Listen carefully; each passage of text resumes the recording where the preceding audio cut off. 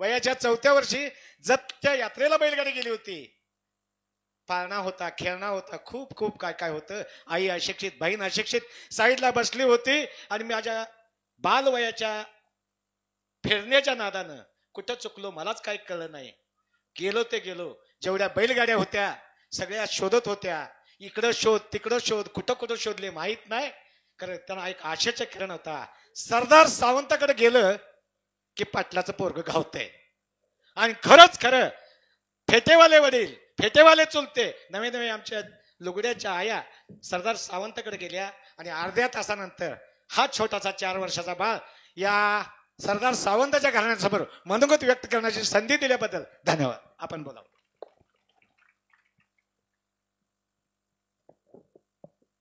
आज या कार्यक्रमाच्या निमित्तानं आपल्या गावचे सुपुत्र, या तालुक्याचे माजी आमदार कैलासवासी सनमडीकर काका यांना यांच्या स्मृतीस अभिवादन करून आज आपल्या गावात तनिक्ष फाउंडेशनच्या वतीनं चित्रकला स्पर्धा व गणपती सजावट पारितोषिक वितरण कार्यक्रमाच्या निमित्तानं या विचार मंचावर उपस्थित असणारे, ज्याने आपल्या जिल्ह्याचं नाव या भारत देशाला करून दिलं, ते या आपल्या सांगली जिल्ह्याचे खासदार सन्माननीय विशालदादा पाटील. या विचार मंचावर उपस्थित असणारे या आपल्या गावचे सुपुत्र आणि तनिष्क फाउंडेशनचे सर्वे सर्वा अनिल जावीर साहेब, त्याचबरोबर या विचार मंचावर उपस्थित असणारे सर्वच आमचे तालुक्यातील नेतेगण. खरं तर ज्या पद्धतीनं जावीर साहेबांनी आपली पोट तिडकी आज आपल्या भाषणाच्या माध्यमातून त्यांनी आणून दिली. खरं तर जरी पोट तिडकी असली आणि त्यानिमित्तानं त्यांची पोट तिडकी आज या आपल्या या ठिकाणी या गावात आपल्या त्यांच्या कर्तृत्वानं आपल्याला प्रत्यक्षात समोर आलेलं आहे. आणि हे प्रत्यक्षात घडवण्यासाठी ज्यांनी त्यांना साथ दिली ते आमच्या सनमडी गावचे सुपुत्र पाटील सर, त्याचबरोबर अशोक गोरड आणि सामाजिक कार्यकर्ते सन्मान्य पाटील सर. मी यांना मनापासून धन्यवाद देतो.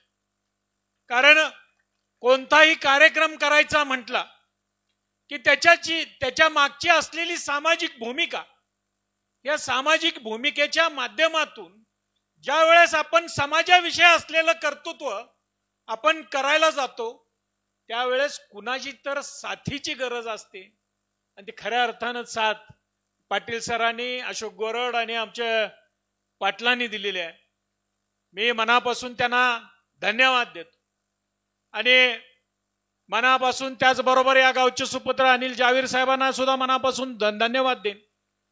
कारण या गावचा सुपुत्र पुण्यात जातो आणि पुण्यातून एक सामाजिक ध्येय, ज्या आपल्या जडणघडणीत ज्या अडचणी आल्या त्या अडचणी पुढच्या युवकांना येऊ नये, त्या अडचणी सर्वसामान्य समाजात वावरणाऱ्या विद्यार्थ्यांना येऊ नये, ही सामाजिक बांधिलकी ठेवून आज हा कार्यक्रम होतो.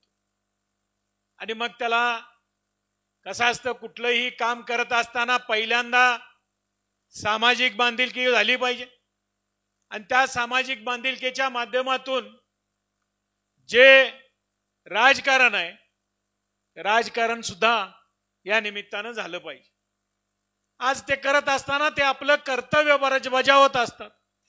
आणि मग कर्तव्य बजावत असताना ज्यावेळेस राजकारणाची भूमिका येते, त्या राजकारणाच्या माध्यमातून या तालुक्यातल्या, जसं आपण आपल्या घराचा पहिला विचार करतो, जर आपलं घर जर सदृढ असेल तर आपण शेजाऱ्याकडं, आपल्या भाऊबंदकीकडं सुद्धा विचार लक्ष दिलं पाहिजे आणि त्यांच्याविषयी असलेलं कर्तव्य आज आपण केलं पाहिजे, हे आज त्या अनिल जावीर साहेबांनी आपल्याला सांगितलेलं. आणि त्याच पद्धतीनं हा जत तालुका कायमस्वरूपी दुष्काळी तालुका आणि त्याचबरोबर कायमस्वरूपी सगळ्यात मोठ्या प्रमाणावर भौगोलिक दृष्ट्या मोठा असलेला तालुका. या तालुक्याच्या समस्यांबाबत आपण गेली 4 वर्ष बघतोय की ज्या विधिमंडळाच्या माध्यमातून जी जबाबदारी 2019 ला आपण सगळ्यांनी या तालुक्याचं प्रथम नागरिक म्हणून माझ्यावर जी जबाबदारी दिली, त्या जबाबदारीच्या माध्यमातून या तालुक्यातल्या समस्या आज त्या पटलावर मांडून त्या सोडवण्याचा प्रामाणिक प्रयत्न केला. राजकारण येतं, राजकारण जातं. जे काही पाटील सर आज तुमच्या बाबतीत या गावात घडलं, खरं तर ते दुर्दैव आहे. पण ज्या पद्धतीनं अनिल जावीर साहेबांनी सांगितलं की देर है पर अंधेर नाही, या म्हणीप्रमाणे आज आपलं जी आपल्या समाजानं आपल्यावर दिलेली जबाबदारी आहे, ती जबाबदारी आपण चोख जर पार पाडलो तर निश्चितपणानं येणारा काळ या तालुक्यातला हा बदलल्याशिवाय राहणार नाही.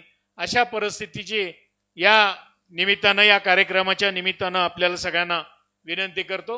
आणि त्याच पद्धतीनं जशी जी सामाजिक जबाबदारी आज तनिष्क फाउंडेशनच्या माध्यमातून अनिल जावीर साहेब असतील किंवा अशोक गोरड पाटील सर यांनी उचलली, त्याच पद्धतीनं येणाऱ्या काळात सुद्धा या तालुक्याचा चेहरा मोहरा बदलण्यासाठी अजून सुद्धा आपल्याला एकत्रितरित्या येऊन लढणं गरजेचं आहे. आज अशोक गोरडचा या ठिकाणी त्यांनी जी काही सामाजिक बांधिलकी, त्या बांधिलकीच्या माध्यमातून या तालुक्यातल्या ज्या म्हैसाळ योजनेतनं तलावातनी जे काही जमिनी गेला त्यांचे पैसे देण्यासाठी त्यांनी प्रामाणिक प्रयत्न केला. आज त्याचे सर्वे सुरू झाले, आज फक्त अध्यादेश होणं बाकी आहे. आणि मग अशा पद्धतीचे कामं करण्याची जर एखाद्या कार्यकर्त्यात जर उमेद असेल तर आपण सर्वसामान्य लोकांनी सुद्धा विचार केला पाहिजे की अशाच कार्यकर्त्यांच्या मागं आज आपण लागणं गरजेचं आहे.